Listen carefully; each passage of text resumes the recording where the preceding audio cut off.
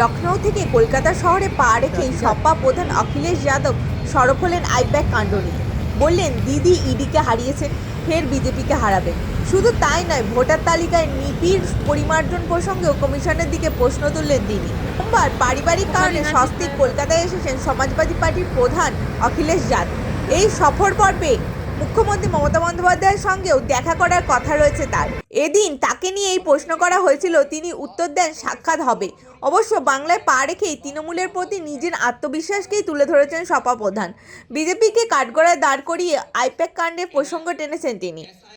मैं सबसे पहले दीदी का धन्यवाद दूंगा और मैं एक चीज जो देख सकता हूं, पूरे देश में अगर भारतीय जनता पार्टी से कोई मुकाबला कर रहा है तो यहाँ की मुख्यमंत्री आदरणीय ममता बनर्जी जी मुकाबला कर रहे हैं।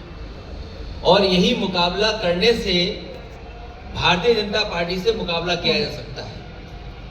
जितना तकलीफ परेशानी ये चुनाव को लेकर के दे सकते थे, और एसआईआर सच्चाई जो एसआईआर की ये है, बिहार के लिए एसआईआर आया कि नहीं आया वो अलग बात थी, लेकिन एसआईआर जो लेकर के आए हैं ये लोग, ये लाए हैं आपके स्टेट वेस्ट बंगाल के लिए।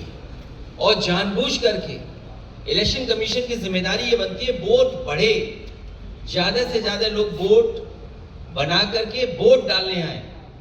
लेकिन पहली बार ये देखने को मिल रहा है कि election commission, Bharatiya Janata party SIR के बहाने एनआरसी कर करके आम जनता को परेशान कर रहे हैं, और उनका लक्ष्य है कि ज्यादा से ज्यादा वोट यहाँ पर काट दें, जबकि उनकी जिम्मेदारी है वोट बढ़ाना, उनकी मदद करना, वोटर्स की मदद करना। आपने देखा होगा जब कभी चुनाव होता है, इलेक्शन कमीशन कैंपेन रन करता है इस बात के लिए कि ज्यादा से ज्यादा लोग वोट डालने आए, लोग ज्यादा से ज्यादा निकलें, नई उम्र के लोग वोट बनवाएं। लेकिन ये एसआईआर के बहाने हम लोग पहली बार देख रहे हैं कि आदरणीय मुख्यमंत्री दीदी को परेशान करने का काम करें। शायद देश में एसआईआर के बहाने किसी को नहीं परेशान किया हुआ, लेकिन हमें भरोसा है बंगाल की जनता पर। यहाँ की जनता अपनी दीदी के प्रति जो प्यार लगाव है वो उन्हें यहाँ से मुख्यमंत्री बनने जा रहे हैं। बीजेपी की लड़ाई जो वो है वो हारने की लड़ाई है उनकी।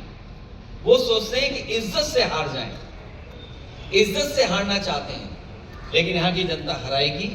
और हमें उम्मीद है कि सेकुलर फोर्सेस और जो हम भाईचारा एक दूसरे से मिलकर के चलते हैं, जो हमारे देश की पहचान है, ये हमारे देश के सेकुलरिज्म से खिलवाड़ कर रहे हैं।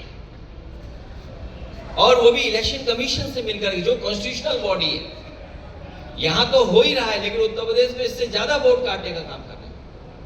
मुझे खुशी है कि दीदी ने ईडी को हरा दिया, और Bharatiya Janata party pen drive का पिन नहीं भूल पा रही है। वो भारतीय जनता पार्टी ये भूल गए हैं कि यहाँ का प्रदेश दीदी के लीडरशिप में ये कल्चरल यूनिट है, पॉलिटिकल यूनिट नहीं है। ये नासमझी कर रहे हैं। यहाँ के लोग प्रेम के, रविंद्र के भजन सुनते हैं, यहाँ का गान सुनते हैं, मिठास सुनते हैं, नफरत के गाने नहीं सुनते। ये दरारवादी लोग जो बांट करके राजनीति करने वाले हैं वो कामयाब होने वाले नहीं हैं। यहाँ की मिठास जीतेगी, यहाँ की आदरणीय दीदी जीत करके जाएगी। और एनआरसी था क्योंकि कई लोगों को नागरिकता साबित करनी पड़ी। अभी तक तो वोट चोरी की बात कर रहे थे, लेकिन मैं बधाई देना चाहता हूं दीदी को कि जिन्होंने डिजिटल डकैती को बचा लिया। सोचिए, डिजिटल डकैती की उन्होंने, वो क्या हासिल करना चाहते थे? आपकी जो डेटा है उसको हासिल करना चाहते थे। अखिलेश जी, इलेक्शन आने पर एक्टिव हो जाता है, दूसरा राज्य में भी करता है, दूसरा विरोधी यह है, लेकिन वेस्ट बंगाल में ज्यादा होता है। ये मैं दीदी की हिम्मत को, उनके लोगों को बधाई देता हूँ कि इस जिम्मेदारी से वो जनता के लिए लड़ रहे हैं। और ये ED, CBI, income tax BJP के साथ चलता है। बीजेपी का एक संगठन है ये, जहां बीजेपी को लगता है कि इसको आगे करके लड़ा जा सकता है, वो आगे करके लड़ते हैं। पूरा महाराष्ट्र कैसे जीता? ED, CBI, income tax. Akhilesh ji बहुत आखिरी धन्यवाद। सवाल अखिलेश जी उत्तर Thank you, प्रदेश में आज की 2.8 सारे रोहिंग्या है अखिलेश जी आप उत्तर प्रदेश में कैबिनेट में 2.8 करोड़ वोटर काटा गया है सर